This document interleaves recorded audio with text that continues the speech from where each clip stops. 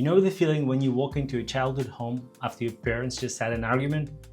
Nobody's yelling, but the air is thick. And this is what the deck I'll be showing you tonight looks like. It's reserved and serious. Faces don't smile, they just linger. And as it turned out, it's actually pretty good for certain types of readings. Hey, welcome back! And if you're new to the channel, I'm Jay with Lunarkottarot, where I bring you weekly tarot and oracle deck reviews to inspire your readings. And today, I'm reviewing the Whispers of Time, a newly released Lo Scarabeo deck designed by Sonia Kulinyak. And this deck has dark aesthetics, mute emotional tones, and leans heavily into shadow and introspection. Sonia combines what it looks like Egyptian, Christian, and sometimes Slavic iconography in this RWS deck, with some of the artwork and figures resembles what you would find in church paintings. Let's have a look at this very interesting deck together. The visuals you'll see, they're a bit more introspective. And they're also emotionally reserved at the same time. You'll not find smiling faces here, maybe unless you look really hard.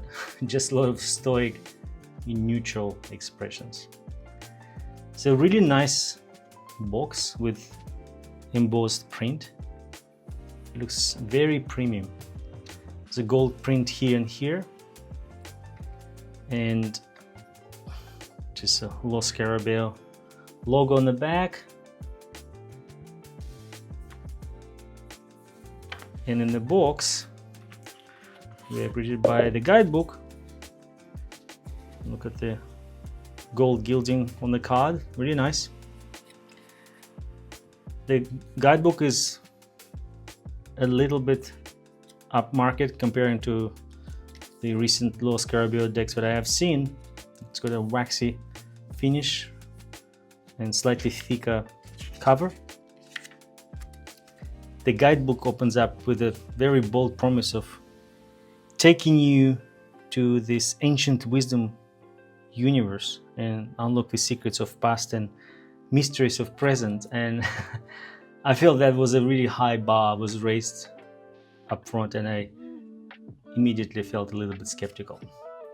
And some of that skepticism was warranted, but some turned out to be untrue, and I'll show you why a little bit further in this video. Looking at the deck, the suggested spreads for the deck,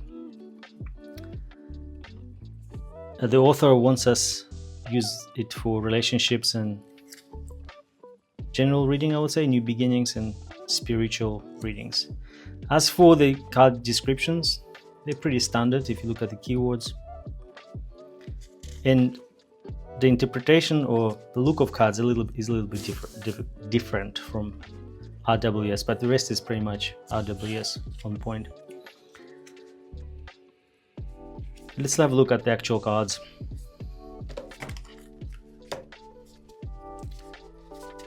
So these are the standard Lo Scarabeo inserts, just the name of a card and a little bit of marketing there. Now the cards feel premium, they're thicker than your maybe more common Lo Scarabeo decks. These are quite thick.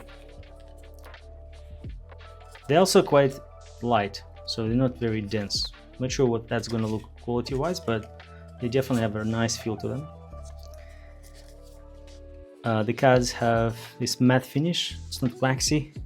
Now this is interesting detail, and you'll see a few of them here. You see that writing there? It almost looks like writing in English or maybe another European language, but what I found out, it isn't. And some of you may start getting your spidey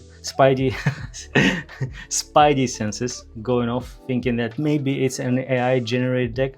I don't think that, and I'll show you later why I don't think that. But it's a little bit of an interesting thing here.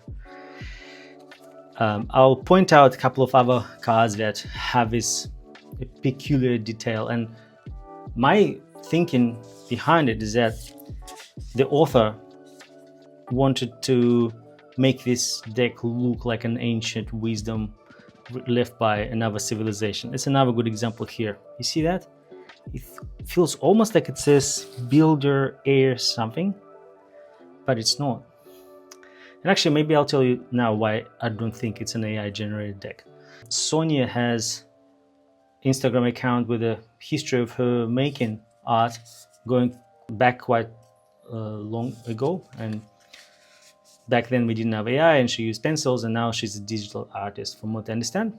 That's why I think it's a creative choice before you start thinking this is an AI generated deck. There are other things that look a little bit AI-ish in this deck, like things that hands sometimes are too small to hold swords, for instance. So here, like you see, these swords end up kind of in the rock, I think, in somewhere around here. But I think it's also artistic choice. She chose not to put these swords into the person's body. And also there's a bit of a history with Sonia's work where she had some of those characters, I think, fought a while back. Some of the faces look familiar. I felt that the Hangman or the Devil cards, they appeared before on your Instagram as a different character. Looking at the art style and vibes, this deck is heavily dominated by dark tones and neutral faces. So you see, none of these characters smile, or they just sort of look at you or off center, and that gives this deck a really serious feel. It looks a lot like old saint painting with soot from candles that have been placed in front of them. You probably saw in churches, or just sort of aged patina. And I think intuitive reading can go either way. It can be either challenging or really easy, because often I find that I get distracted by strong emotions on the cards. This one gives you that space so you can figure out what's happening with the situation without being pushed into or distracted by a strong emotion. Deck borrows ideas from different time periods and cultures. I saw some Egyptian, a bit of Slavic. If you get to a Hierophant card, or if you look at the flip through, and by the way, I created the full flip through at the end of the video so you can see all of the cards. You'll see like Hierophant, this Slavic, look like Slavic looking priest. So it sort of travels between different eras. And sometimes it's also been sitting between surrealism and realism, like this probably here. You got this, not sure what's happening in the sky, but this path also looks a little bit surreal. And because of his facial expression, when I went through it, it felt a little bit like if you ever came back home from school when you're a child and your parents, let's say, had an argument. You feel this awkwardness and they not yelling or anything, but there's a silence and it's very loud, like this awkward, heavy vibe. This is what I get from his deck. Now I tested it with a shadow work reading, and honestly, I was so surprised. When I asked what my shadow is, I got the Judgment card. The root of a shadow was 8 of Pentacles, perfectionism, and how to work for it. I got the Knight of Wands, take action without overthinking. And I feel that was cohesive. From the shadow to the resolution to it, the deck basically told me, release your judgmental tendency by moving faster and acting with fire and instinct, rather than trying to overanalyze. But I think it's also a quality that helps doing deck reviews, and that's what you're here for, right? I think that showed me that this deck has a bit of teeth to it. I also tested it with relationship reading, and again, this deck doesn't scream romance at you, right? It's quite serious. But then when I asked the deck how it wants to be read, and I got the King of Cups, which is direct connection to relationships. And I'd also did another reading for someone one live direction, it was okay. Not terrible, but a little bit clunky. The flow wasn't natural, but the interpretation was on point. Now, coming to the strong sides of this deck, let's talk about that. As I mentioned, it feels premium, a good cardstock, the box is fantastic. The cards got this gold gilding, which is also nice, beautifully it shines. The artist developed this style over years, and I saw it on Instagram if you want to check it out, and it made its way to this deck. I think it's quite nice. The minor arcana peep card designs, very striking. You see it right now. There's a lot going on here, a lot of detail, quite like it. And also it performs well as an actual deck you would use for readings. When it comes to drawbacks, I would say this cultural mixing feel sometimes directionless. It's almost like the artist put her different visual styles together for this deck. There's some inconsistencies in physics when it comes to this deck. As I mentioned, in, let's say, Two of Swords, their hands appear to be too small to hold the swords. And the other ones as well, you'll see it. And some cards just defy logic altogether. Like a Three of Swords is another example in the sword suit. The body clings to the heart, but doesn't have a half of the body attached to it. And I think this deck is really good for those who love this type of deck. Quite moody, mystical deck with a bit of, I would say, gothic or esoteric theme.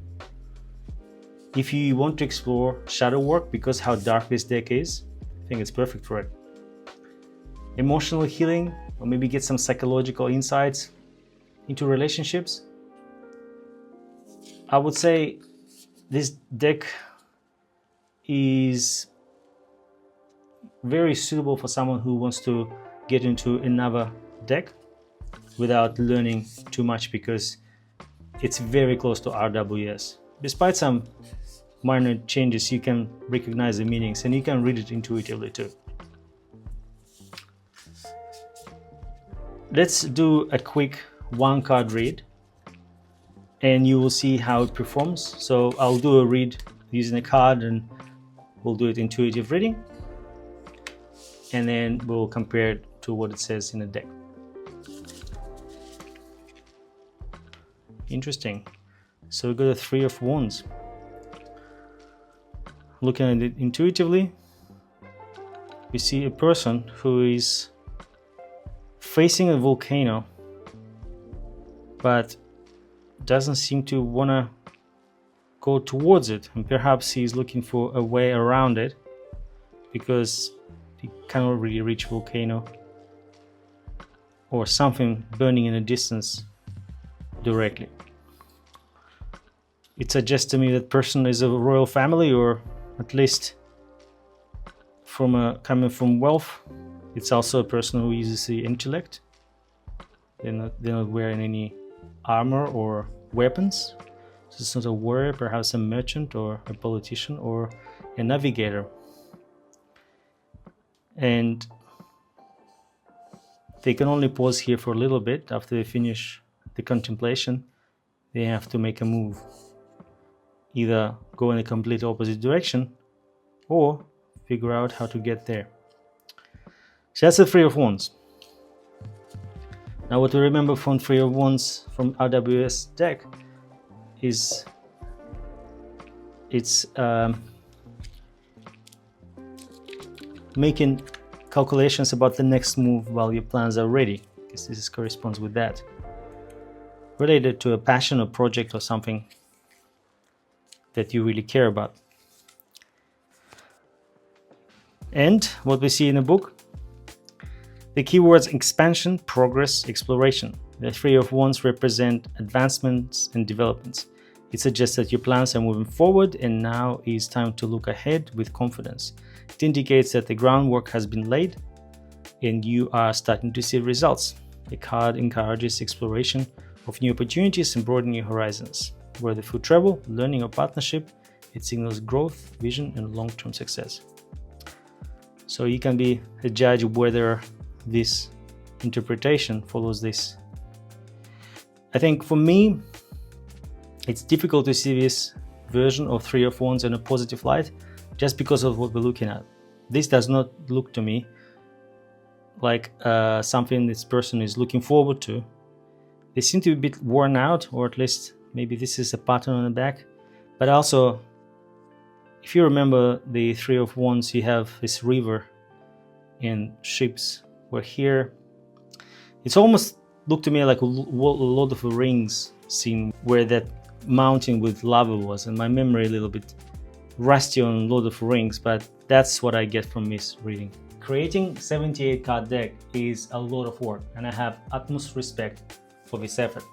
While the deck has some inconsistencies, it does really well in relationships and shadow work. I would give this deck 3.5 out of 5 paws on my cat meter because of a decent quality cardstock, the easy transition to RWS, decent artwork, and good performance of his deck and shadow and relationships reading.